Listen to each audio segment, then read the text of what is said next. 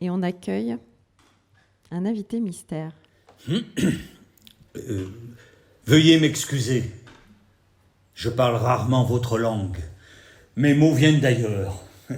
Du vent dans les branches de saule, du clapotis de l'eau sur la roche millénaire, du silence tiède des nuits d'été. J'entre donc avec prudence dans vos phrases. Mais puisque vous m'y invitez, j'essaie à mon tour de les habiter. Alors, en découvrant cette chaise laissée libre, j'ai d'abord cru voir un vide. Puis, une autre idée s'est imposée, peut-être que ce vide n'en est pas un, mais qu'il est un espace devenu soudain visible. Car en fait, cette chaise n'a jamais été vide.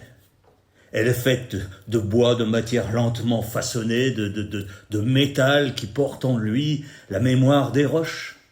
Elle n'est pas seulement un objet, elle est déjà un fragment du monde.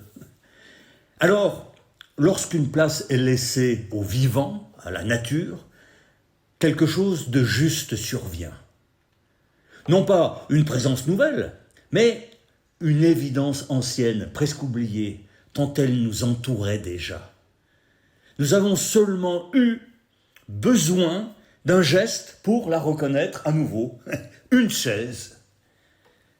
Depuis toujours, nous prenons place dans ce qui nous précède, sur un sol qui porte, dans un air qui enveloppe, au milieu de liens invisibles qui rendent toute existence possible.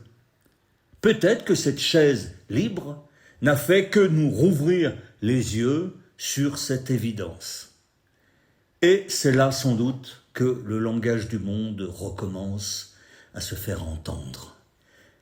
Il parle dans les glaciers qui se retirent, dans les torrents qui se troublent, dans les forêts qui s'essoufflent. Il parle dans ces signes que nous percevons sans toujours savoir les nommer. Depuis trop longtemps, d'autres récits ont occupé tout l'espace. Ceux de la maîtrise, de la vitesse, de la croissance sans fin.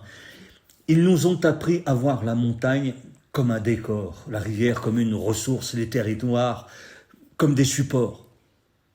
Mais quelque chose bouge. Aujourd'hui, il ne s'agit peut-être plus seulement de parler, mais d'écouter autrement. D'écouter ce qui se dit autour de l'eau, des lieux habités, des tensions, des liens, des communs. D'écouter aussi les hésitations, les tâtonnements, les gestes fragiles qui cherchent une autre voie. Peut-être qu'un commun commence simplement là, au moment où l'on comprend que certaines choses ne tiennent que si nous apprenons ensemble à en prendre soin ensemble.